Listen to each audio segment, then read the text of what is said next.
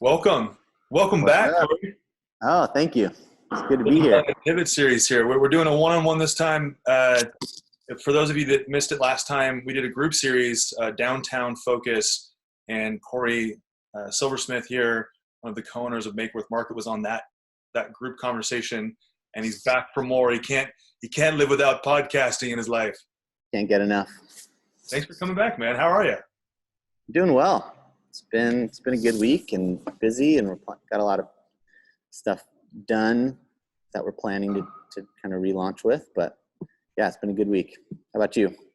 Think good. Yeah, I mean, I've been doing this. Our real estate business is cooking along. Everything's good. Everyone's in good spirits, and I think, yeah, I've been feeling really grateful to be able to do this and learn from people like you and just get to know better. Even though we're not in person and we're all craving this, like, I just want to give someone a hug or a handshake or say hi to people in person. I mean, we're getting there, right?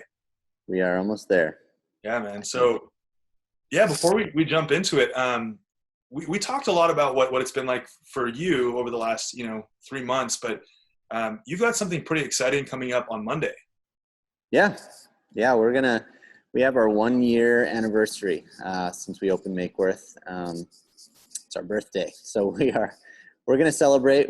We had some other plans pre-COVID, but we are excited to just really invite the community to celebrate with us in a different way. We're going to be doing dollar coffees for our 1 year, and so we hope everyone that's around could safely come by and grab a dollar coffee. It's going to be all of our coffees that we normally offer, but for $1. It's going to be great. Awesome. And what time does that start? So those who want a coffee, it's first come, first serve, and so there may be a line. I think there might be. From 10 a.m. on Monday morning, May 11th, to 3 p.m. we'll be serving coffee. We'll also be getting a stock of pastries as well, so we'll be serving those also. And we'll have everything spaced out and properly socially distanced, and we want to make sure everyone's safe, most importantly. But it's going to be really great to see everyone, and hopefully people can remember what it feels like to have a Makeworth coffee again. Yeah. So for the avid coffee drinker that is a huge Makeworth fan, that wants that beautifully designed latte, and they want it relatively soon, what time should they show up, do you think? When would you show up if it were you? Oh man. I don't know. 9:45. There we go. 9:50. No one's going to hold you to that, but show up early, everybody. If you want your coffee, it's going to be a great experience, great opportunity to see people from 6 feet away, but also get that coffee that you love. So, yeah, man, let's jump into it. We've talked a lot about what's going on with COVID. Everybody knows what's going on right now, but one of the things that fascinates me about your business and the business that you own with your other owners there is brand. I mean, you guys from day one thing that I admired about your business was that you dove so heavily into brand to a science, right? When you guys were all getting together and thinking about what is this brand going to look like? What do we want? Like, because how many coffee shops are there in the world? There's a lot. There's a lot. And you guys created a gathering place that wasn't just about coffee. It was about gathering, right? So tell me a little bit more about that process of creating the brand. Where did you draw inspiration from? What inspired you to create this aesthetically beautiful brand? Yeah, thank you. I appreciate the question. It definitely took a lot of thought, took a lot of collaboration between me and our other owners. Again, we are 4 families, so ultimately eight people kind of weighing into the decisions that were made here initially. And for me, the dream goes way back. I remember being 14 or 15 years old, and I lived on the East Coast at that point, and I think I was hanging out in probably a Starbucks or some local coffee shop. And for me, it was a place of to hang out with friends, and I loved just being around people. It made me feel alive, and so interesting to see kind of what groups of people were doing, whether someone was on a date, or like there's some guys playing checkers or chess in the corner. And I just loved what that atmosphere brought to that place. And for whatever reason, that kind of stuck with me, kind of finishing high school and then going into college. And though I didn't have a super clear direction that I wanted to go from a young age, I did end up finding myself in kind of a customer service background. I just really care about people's experience and quality goods, and I ended up kind of in the sales background for a long time. And I'm a terrible salesman, but when I believe in something, I really, I can sell it because I believe in it. And so, the short of it is that got to a point in my career path where I kept on coming back to this idea. I love what cafes, how they create community and how they create togetherness. And I shared that, I know many people feel that. I shared that similar vision with one of the co-owners, and we happened to be sitting down at one point, and we're both talking about, hey, how's life going? How's business going? And we got on this topic of conversation of, hey, what would you do if you could, at this point in your life, choose anything for a career? And we both said it'd be creating. It wasn't exactly saying, hey, we want to start a coffee shop, but it was certainly focused around coffee, because we both really appreciated that craft, as well as other drinks and food that bring people together. So that was the beginning of the journey a while back. And that ultimately brought us here, or probably that conversation was about 2.5 years ago, probably. Yeah. And so, sorry, that's kind of the long way of saying, for the design aspect and kind of creating a brand, that, if I can be completely honest, it was a development over time. It was a ton of, taking bits and pieces of things that each of the owners of the business liked. Aesthetically, it was also had a lot to do with the space that we found. We looked at a lot of different spaces throughout Bellingham for a long time. And when we saw the bones of the building that we're in, the Daylight Properties building, we saw some potential there. And so that's kind of where we're at now. Awesome. Yeah. Yeah. I want to go back to the question that you asked each other, where it was, if you could do anything right now, and money didn't matter, I guess may have been a part of that. That was definitely part of the question. Yeah, you're like, oh, money aside. Yeah, money aside, what would you do if you could do anything? And how important is that question? And I mean, I don't know if you get the same vibe, but I don't think enough people ask themselves that same question enough or often enough, right? How important is that question to ask yourself, even at like a further stage down the road? Yeah, I think it's important to ask that at whatever stage in life you are. Honestly, I felt, and I'm 32 at the moment, and when I was asking myself that, I felt like I was too old. So I was probably, in my late 20s, and but the reality is that there's never a bad time to be asking that, I think. And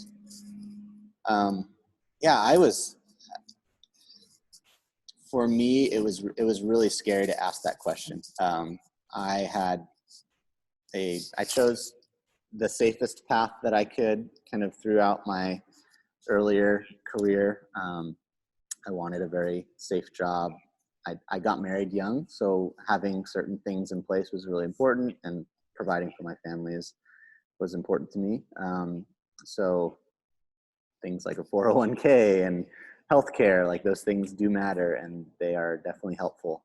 So having this idea in the back of my mind of starting something and not having any feeling of security and necessarily support at the time, it took a really long time to actually be honest with myself enough to say, hey, this is actually what I want to do, no matter what the cost. Aside from my family, of course, but like the cost of time and energy and just going for it. And even if it fails, like that is, you've got to be willing to just let it fail. And it could be at a major cost, both financially, emotionally. And I was at that place in my life personally where I was able to do that, and I was ready to sacrifice that. And, I don't think anyone wants their attempts to fail, but you definitely, whether it does or doesn't, you learn a ton along the way. And that started a really accelerated path of growth for me. Yeah. And stress, but a lot of growth. Oh, they're one and the same, right? Yeah. How did you, the question is, you had one other person that you had a similar vision with. How did you find, six other people or seven other people that were just as crazy as you were to go on this journey with you? So my initial business partner, Michael Borden, he helped motivate and kind of inspire the initial taking that step into this whole thing. He also did bring a substantial financial piece to the puzzle. And that was, for me, that was kind of the light bulb that went off on like, hey, like we have I think of a valid vision of what we want to do. And when I think it was just, I almost had to see the money in a sense, like it's like, oh my gosh, like this person believes in this idea enough that he'll put up, this much towards it. And obviously I was also doing the same with what we could. And it just helped motivate and kind of create, I guess, build the confidence, I should say, within me, knowing that, hey, if this is a good thing, and if we really think this through, put a solid business plan together and flesh it out over and over again to test it, why wouldn't people, be interested in hopefully a financially profitable business? But if not that, then at least something that's good for the community. Yep. And so it took me taking a written business plan from that point to handfuls of people, both family members and non-family members, and saying, hey, I want your honest opinion. These are the numbers. This is what we're projecting. These are this is the data that I can find based on this community. These are the kind of the pieces of revenue that we can see possible. What do you think? And I got shut down a lot, just so you know. Part of it, yeah. There was a handful, I would say, there's probably like 10 iterations of having to restructure the way things would look and the actual business plan and plan to become a sustainable business. And but every time it fueled me. Like every time I hit a wall, and every time someone was like, nope, that's not going to work. I said, the question was like, well, what can I change? What can we do differently that might work? And then I would rework it and bring it back to them and say, what about this? Or what about this? What about this? And with the people that got on board, they at some point, either they were annoyed at me and just were like, whatever, we'll go for it. Or no, they really believed that, hey, there's something here. And I think there's a lot of, part of it is that the people that are on board not only support me personally, which I so appreciate, but I do think they also saw some potential for what we were doing. And the crazy part is that I actually, with or without them at that point, both Michael and I were moving forward. Yeah. We had kind of committed to it, and we were already going forward. So No stopping that train. that's just the the decision we made. Yeah. Well, and for you, when you were looking at space too, so we've kind of fast forward to when you started looking for space, which if I'm sure a lot of people that are watching this or will see this have been to Makeworth, but if you haven't, you need to go in there. It's just, I mean, even just sitting in there, the light's amazing. It's aesthetically very, very pleasing. Everything about it, the coffee, just, you got to go in and experience it. But for you, when you're building this brand, how important was branding in relation to the space that you chose, and how was it important, like vice versa? How important was the space that you chose to branding, when, you know, as a codependent factor? Yeah. Yeah. As far as the space goes and the way we wanted it to look, we definitely had the concept in mind, a very clean aesthetic. Due to Northwest weather and a lot of other factors, we knew that probably a brighter interior would be helpful. We didn't want it to be your typical darker colored coffee shop vibe, more a bright kind of. We wanted people to feel the sense of joy or lightness when they walked in the door. And when we found the space that we did, because it's literally wrapped with windows, it really helps that. Yep. So yeah, we transformed the interior to be all white, and the space and the design itself has a very, I think, modern minimalist kind of feel, but because of some of the interior pieces like the brick walls that were there, it also kind of ties in this semi like boho farmhouse feel.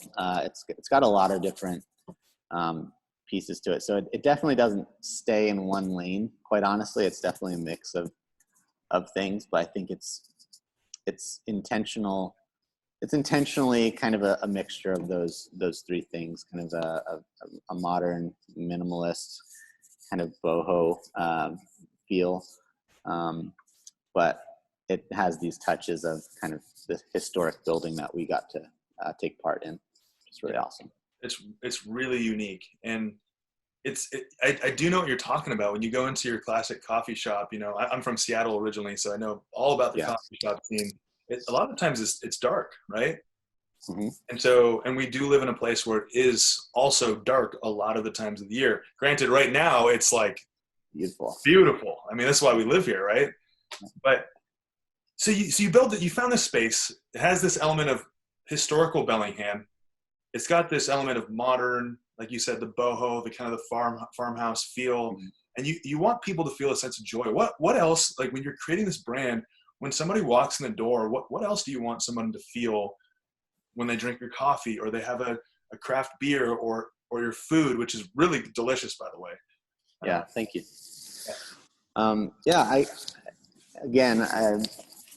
think if I said everything was figured out when we opened, that would be lying.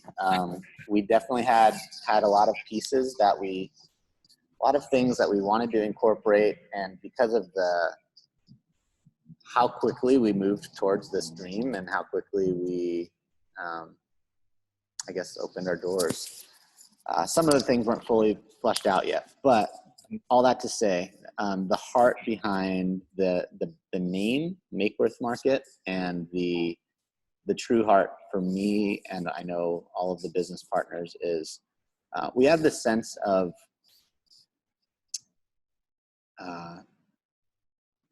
we wanted to, through whatever this place became, remind people that they are valuable, that they are intrinsically valuable. They have blood flowing through their veins. They're breathing beings that no matter what life has thrown at them, we are going to treat them as royalty, as they should be treated. And we wanted to live that out and have that be expressed not only by the care that we take in serving them, and the care that we take in creating the drinks and food that we make, and the beauty that we try to portray through those drinks, like you're talking about the latte art and the the way we build certain plates. But, it's been a foundational point for the people that serve everyone here, our staff. Each one of those people align with that vision, is that when someone walks in the door, they're the most valuable person, in the world at the moment, between them and their interaction with the guest that joins us is really the most important thing. And so, it was the idea of kind of celebrating craft and a place to cultivate connection. So that's kind of what we're all about, is really through everything that we do, reminding people that they are incredible. And that happens, I think, by just the interaction that we get to have with the guests that come in. And then everything else, the care that we take in serving it, and the thought that goes behind each piece is really meant to, in the best way we can express it, say, hey, you matter. Yep. You matter more than just kind of splashing milk and espresso together. Absolutely. And part of that is also having a really hyper focus on being local, right? Part of being a local business, a local restaurant, a local coffee shop, kind of all of the things that create this market, right? How important is supporting local businesses to you all and how you operate? Yeah, it's incredibly important. I wrestle with this a lot. It's something I think about a lot because I've lived in different parts of the country for different seasons of my life, and in each season, I was born one place, and then I lived there for a while, and I moved somewhere else, and I lived there for a while.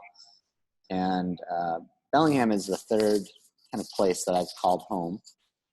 And just because it's not where I was born necessarily doesn't mean it's not my home. And so for me, I think that because Makeworth Market is specifically planted in Bellingham community, the Bellingham community, everything that we do for this location, and we hope to have other locations in the future, but for this location, is community centric.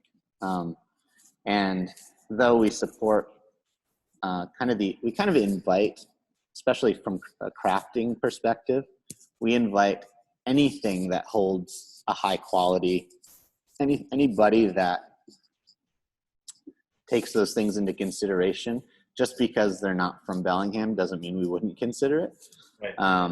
And the reason I think that's important is because whatever we want to serve the highest quality that we can, we want to showcase excellent craftsmanship in the things that whether it's our retail, whether it's the coffee that we're sourcing, whether it's the clothing that we're selling.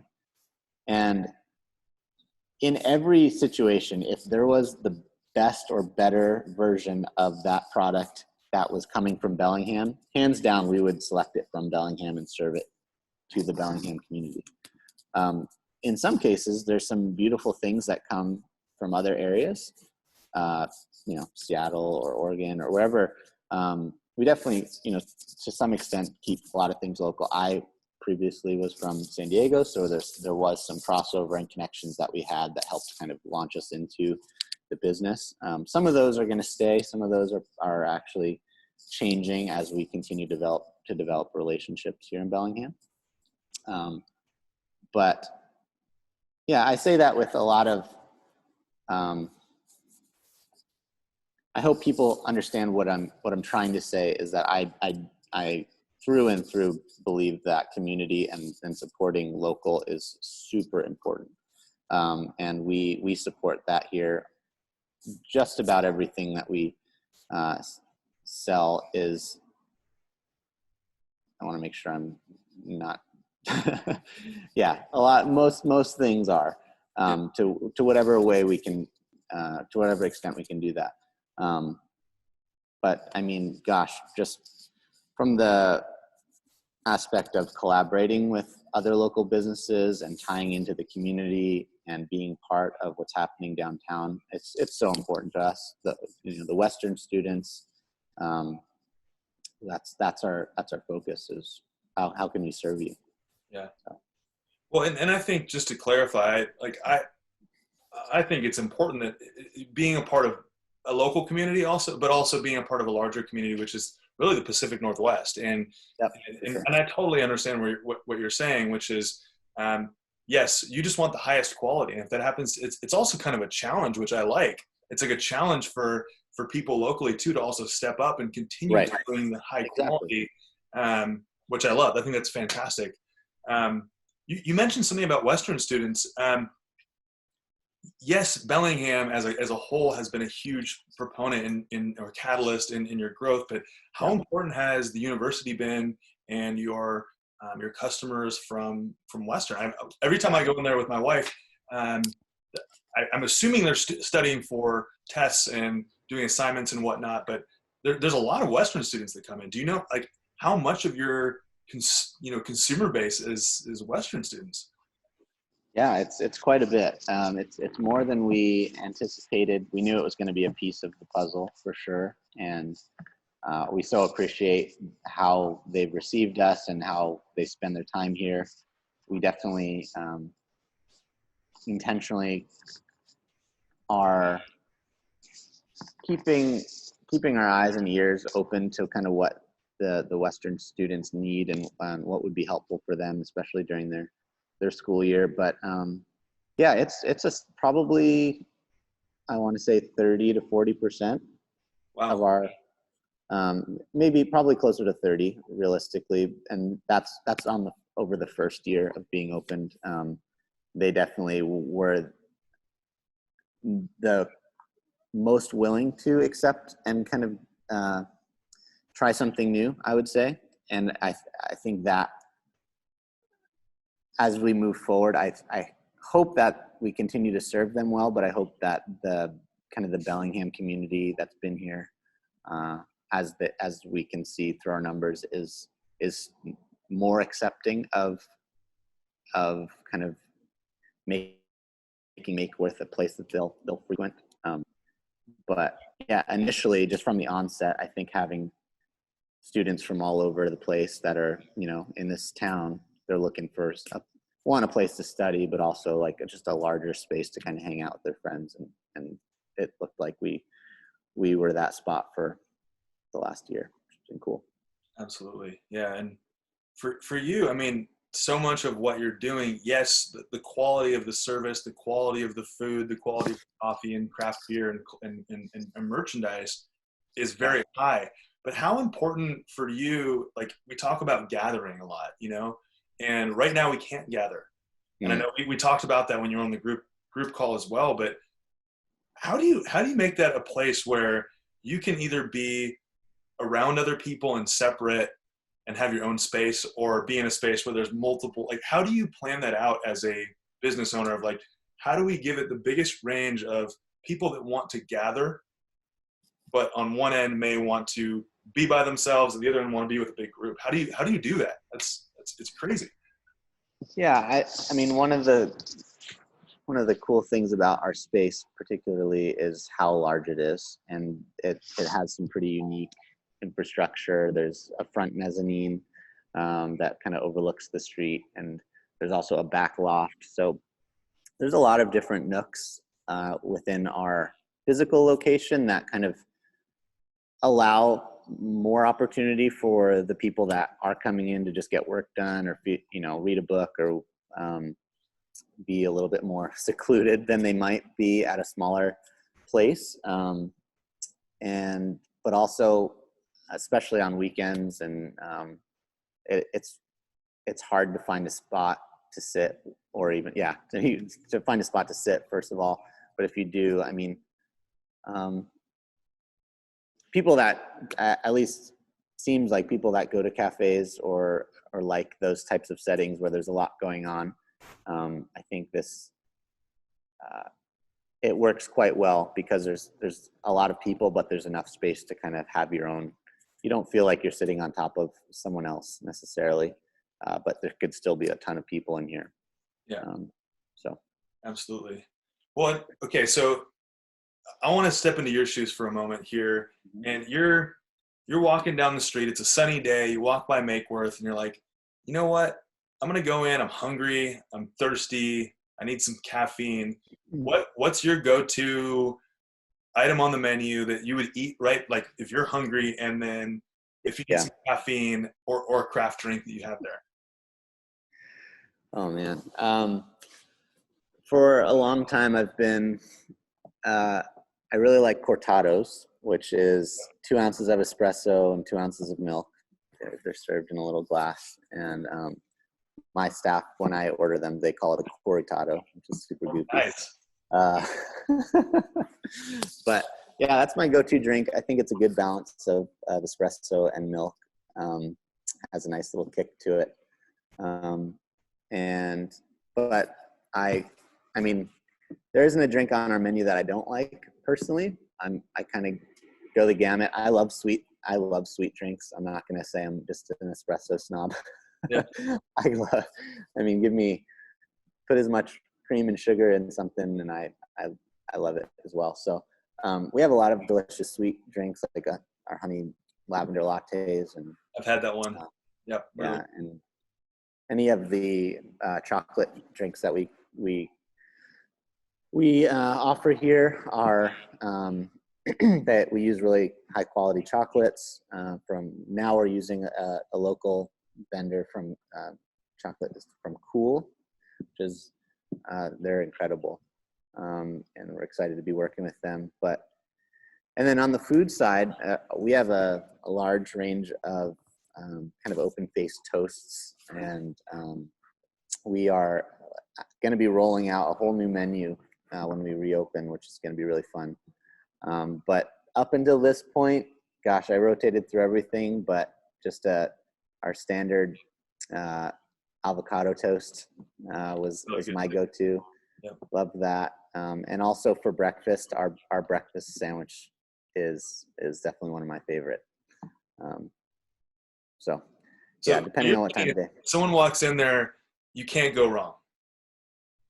You really go sweet or not sweet.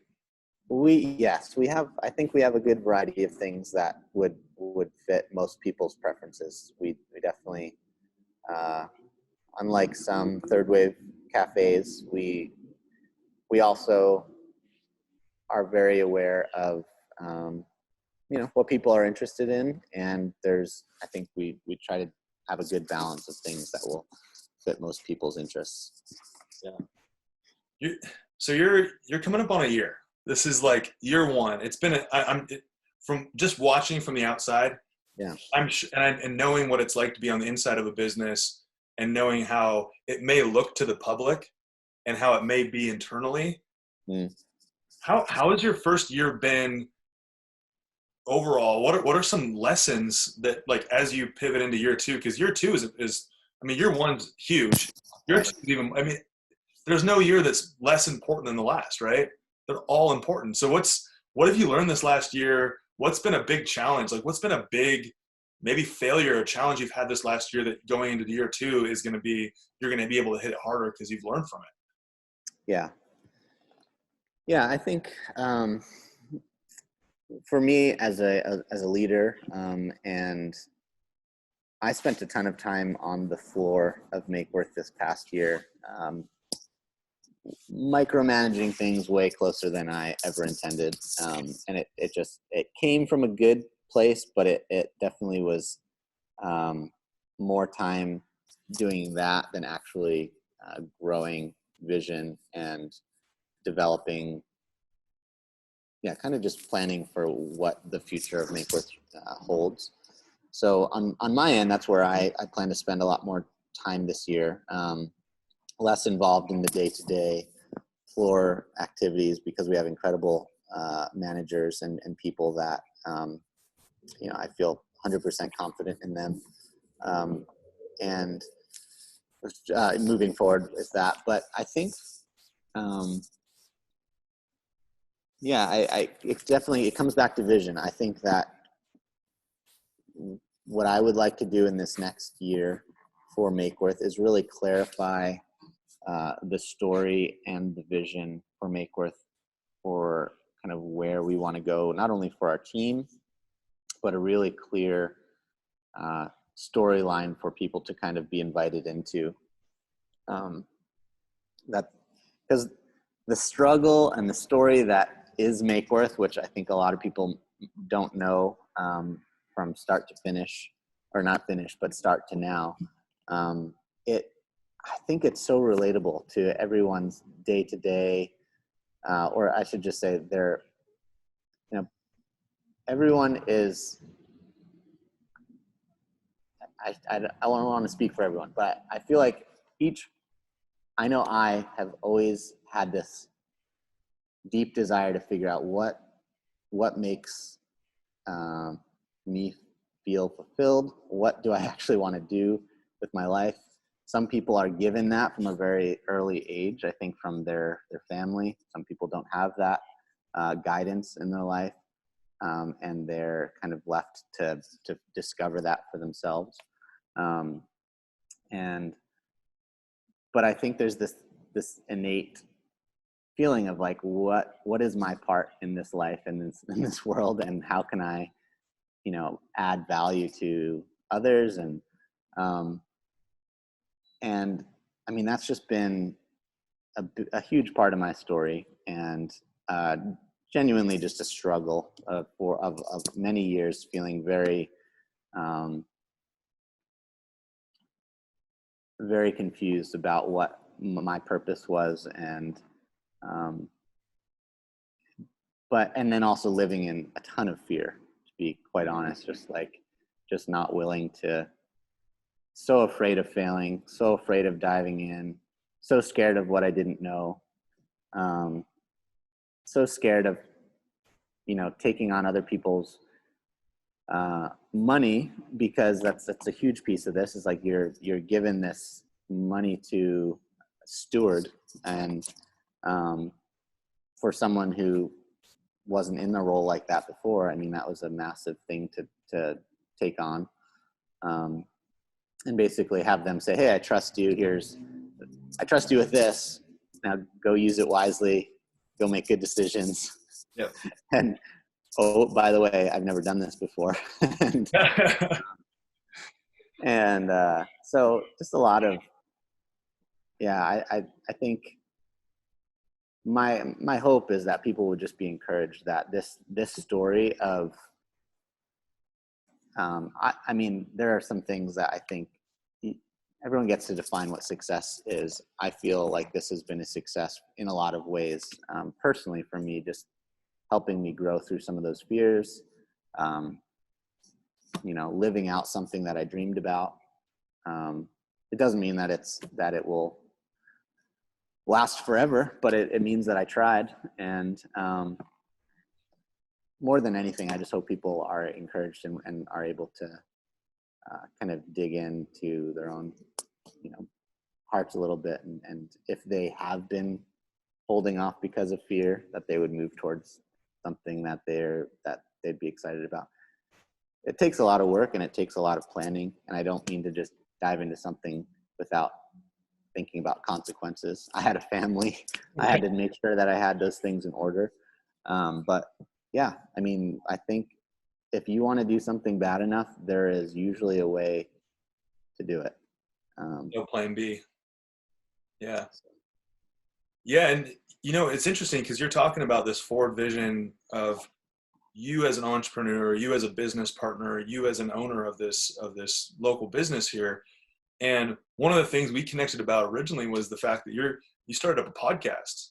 Mm-hmm. What inspired you to start up a podcast? And by the way, for those that are watching this, all the details on the podcast for the Makeworth Business Podcast are in the description above, and I'll make sure everybody has access to that. But tell me a little bit more about what's the inspiration behind that. How did that all start, and what's the plan going forward? Yeah, I mean, podcasting and hearing just incredible wisdom from people that you would usually not ever have access to is one of the gifts that we have in this day and age. And So something that has fed me, fed me mentally over the last few years, has been, popping in my headphones and trying to fill my brain up with things that were helpful rather than hurtful, things that were positive, things that were encouraging, things that were inspirational. And there's so many, everyone has a story. Everyone has a narrative to share. And there are so many things that are so relatable across human culture and kind. And so podcasting has been incredibly helpful for me. Listening to podcasts has been so helpful for me. And but also it was one of those things that just felt so impossible to take on, as you might have felt at some point, Leo. I don't know. Journey. And and I don't know, something, I might just be crazy, but I just like doing, I think more than ever, like when I see something that freaks me out or scares me now, it usually means that it's worth doing. Totally. So like sitting here with you, and I have a really hard time not being just like hard on the sleeve guy. I like to share what's actually going on. But I'm terrified of speaking to people in general. Like, I love customer service. I love creating things and creating up structures that allow for people to be served well. And I like to serve people well when I interact with them. But when it comes to like speaking to groups of people or feeling like I have anything valuable to share, usually something in my brain says you're not worth it. You're not valuable enough. You don't have anything good to say. And that's been we're getting deep here, but that's really like a piece of Makeworth Market. It's the value. It's not only reminding people that they're valued, it's me. I had to remind myself every day, like, hey, you're valuable too. And so it definitely comes from a deep place personally, of what we're trying to convey. But the podcast specifically is its intent is to sit down with people that have incredible wisdom or have incredible things that they've accomplished or are working through, or even just starting. I shouldn't say, I think their story will be incredible, but everyday people that are going after something exciting, and we want to get we want to hear the heart behind it. We want other people to be able to hear that. And hopefully people can walk away from hearing those things and either take pieces of wisdom. And I could say that some major decisions with this business and in personal life have come from, a little glimpse of a little nugget that I heard on somebody's podcast that, you know what I mean? And it was life-changing. And I hope that somebody says something in one of those conversations that is life-changing for someone. And I know that for me, it is life-changing. Just having those conversations and getting that wisdom shared with me as we interact is incredible. So that's what it's about. And it's hopefully to help young entrepreneurs and also seasoned entrepreneurs, people that want to continue to grow together. I hope it could be a really cool platform for people to learn and grow and interact. Awesome. And yeah, you'll see us cross-sharing any of their stuff as well, because entrepreneurship is what's needed right now, in my opinion. I think everyone has a gift, and sometimes you need someone to help pull that out, right? Sometimes you need someone to help you push into it, right? And so, so much appreciate that you're doing that, because just knowing that there's other people out there that have the same vision, especially locally here too, is yeah. So that actually streams on wherever you get your podcasts. If you're a podcaster, if you're not a podcaster yet, go check it out. You can find it on Spotify, Apple, Google, Stitcher, on the website, which is I've actually linked here below. Cool. Thanks. And Corey, before we wrap up, what's your message? You have a lot of messages. You're a guy with a lot of messages, which I love. But what is your hope? What's your glimmer of hope message going forward for our community in these kind of chaotic times here? Yeah, it's so funny.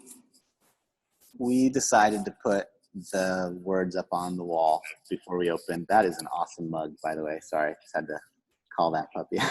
Got a couple that is water glass. I drink a lot of water. Wow. Yeah. We decided to put these words up on the wall before we opened. One of the co-owners, Krista Borden, she kind of gathered everyone's collective thoughts and we put "We Belong Together" on the wall. And that's been a really neat piece to have as kind of this something that kind of unifies the whole vision and message of Makeworth is this idea of life can be so sweet when we live it together and interact with people. I think having connection and relationship makes for such a sweet and exciting life. And so we put that on the wall, and at the time we didn't really know, like, is it just the super cliche, which it is, but the super cliche saying that, will be almost gawked at, like, just to some extent. But, over the year of being open, and then also specifically now, when that right has, for a good reason, been kind of taken away for this time, it's become so, it's just incredible what those words have become, the meaning that those words have to us now, and I think everyone now, is this idea of, man, we really do belong together, be able to interact and work, and so thankful for the mediums that we have, like we're using right now to talk, but it just doesn't beat sitting in a room together, drinking a cup of coffee or a beer and having a conversation. So the message that that is the message. I think that going forward, it'll only be a stronger message. And just, if I can kind of go off of that question, Please do. Specifically this weekend, or excuse me, Monday, on our one year anniversary, or our birthday, we are going to be launching a We Belong Together. We don't know exactly what we're calling it yet. It's going to be something along the lines of a campaign, and also kind of like a VIP access point. But we are collaborating with a local photographer who's incredible, and I'll be mentioning him soon here on our posts and on our website. But he's going to be here taking headshots and creating we're hoping for a really large collage of headshots of people that not only come out to support and Makeworth and get a cup of coffee, but people that have genuinely just been part of the story of downtown Bellingham and Makeworth over the past year, and every other business that's down here, and the support that they bring to our community. And we want to kind of lift up this idea of, hey, like, we really do belong together, and we're so excited to be back together soon.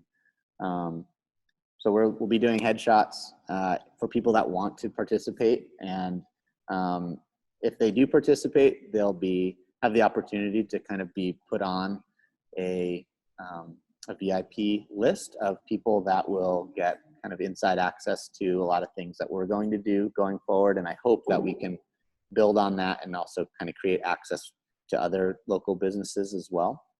And the cool thing is so we have this We Belong Together, these words on our wall, and then there's this big blank space right next to it.